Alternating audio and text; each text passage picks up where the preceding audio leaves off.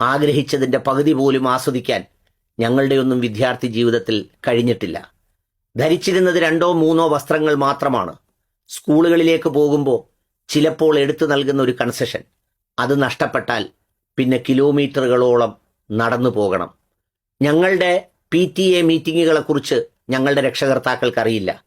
ചേർത്ത സമയത്ത് അവിടെ വന്നു എന്നല്ലാതെ പിന്നീട് TC വാങ്ങാൻ മാത്രമാണ് ഞങ്ങളെ തേടി പലപ്പോഴും രക്ഷകർത്താക്കൾ വരുന്നത്.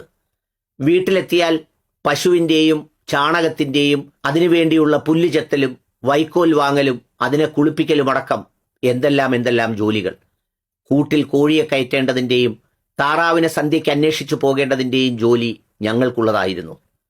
സന്തോഷകരമായ വളരെ സമൃദ്ധമായ ഭക്ഷണം ഒരുപക്ഷെ ഒരു സന്തോഷ ദിനങ്ങളിൽ, പെരുന്നാളിനോ ഓണത്തിനോ അതുമായി ബന്ധപ്പെട്ട ദിനങ്ങളിൽ മാത്രമാണ്.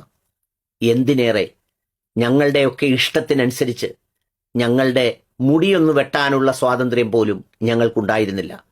വസ്ത്രത്തിന്റെ നിറമോ രൂപമോ ഭാവമോ തീരുമാനിക്കാനുള്ള സ്വാതന്ത്ര്യവും അവകാശവും ഒന്നും ഞങ്ങൾക്കുണ്ടായിരുന്നില്ല. എന്തിനേറെ പിതാവിൻ്റെ ഒരു ഒച്ച കേട്ടാൽ, ഒരു ചുമ കേട്ടാൽ പട്ടാളമിറങ്ങിയ നാടുപോലെ നിശബ്ദരായി ഒതുങ്ങിയിരിക്കേണ്ട സാഹചര്യങ്ങളായിരുന്നു വീടുകളിലൊക്കെ.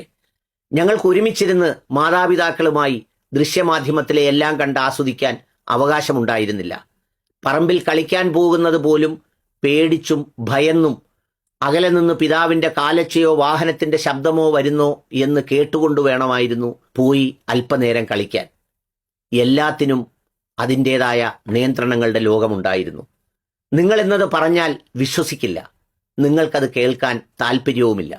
പക്ഷേ ഞങ്ങളൊക്കെ ഇന്ന് പിതാവും മാതാവുമൊക്കെ ആയപ്പോൾ ഞങ്ങൾ അന്ന് അനുഭവിച്ചതിൻ്റെ നേരെ എതിർദിശയിലാണ് നിങ്ങൾക്ക് വേണ്ടിയുള്ള സൗകര്യങ്ങൾ ഒരുക്കുന്നത്. എല്ലാ അർത്ഥത്തിലും നിങ്ങൾക്ക് വേണ്ട ഭക്ഷണം അത് വീടിനകത്തുനിന്നോ പുറത്തുനിന്നോ നിങ്ങൾക്ക് എത്തിക്കുന്നു. നിങ്ങളുടെ വസ്ത്രങ്ങൾ നിങ്ങൾ തിരഞ്ഞെടുക്കുന്നു, അതിൻ്റെ ബ്രാൻഡ് നിങ്ങൾ തീരുമാനിക്കുന്നു. നിങ്ങളുടെ കൈകളിൽ ഇന്ന് വളരെ ചെറുപ്രായത്തിലെ മൊബൈൽ ഫോണുകളും പഠിക്കാനെന്ന പേരിലാണെങ്കിലും ബാക്കിയുള്ള സംവിധാനങ്ങളെല്ലാം തരുന്നു. 6-7 വയസ്സാകുമ്പോഴേക്കും നിങ്ങളുടെ സ്വകാര്യതയെപ്പോലും ബഹുമാനിക്കാൻ ഞങ്ങൾ നിർബന്ധിതരാകുന്നു. നിങ്ങൾ ഞങ്ങളുടെ മേൽ ഒച്ച വെക്കുമ്പോഴും നിശബ്ദരായി നോക്കിക്കൊണ്ട് നിൽക്കേണ്ടി വരുന്നു. നിങ്ങളുടെ ആവശ്യങ്ങൾക്ക് മുന്നിൽ, പലപ്പോഴും നിർബന്ധങ്ങൾക്ക് മുന്നിൽ നെടുവീർപ്പോടെ വഴങ്ങേണ്ടി വരുന്നു. എല്ലാ സൗകര്യങ്ങളും എല്ലാ അർത്ഥത്തിലും നിങ്ങൾ ഒരുക്കിത്തരുന്നു. ആഴ്ചയിൽ കുറഞ്ഞത് 3 ദിവസമെങ്കിലും നിങ്ങൾ ഇറച്ചിയോ അതിൻ്റെ വിഭവങ്ങളോ കഴിക്കാത്ത ദിനങ്ങളില്ല. നിങ്ങൾ ഭക്ഷണം കഴിക്കാത്തതിൻ്റെ പേരിലാണ് നിങ്ങളോട് വഴക്കിട്ടിട്ടുള്ളത്. ഭക്ഷണമില്ലാത്തതിൻ്റെ പേരിൽ നിങ്ങൾ ശബ്ദമുയർത്തേണ്ട സ്ഥിതി വന്നിട്ടില്ല. നിങ്ങളുടെ സൗന്ദര്യത്തെക്കുറിച്ചും നിങ്ങളുടെ മുഖത്തുണ്ടാകുന്ന പാടുകളെക്കുറിച്ച് പോലും ഉത്കണ്ഠപ്പെടുന്ന മാതാപിതാക്കളുടെ ലോകമാണ് ഇന്നത്തെ ലോകം.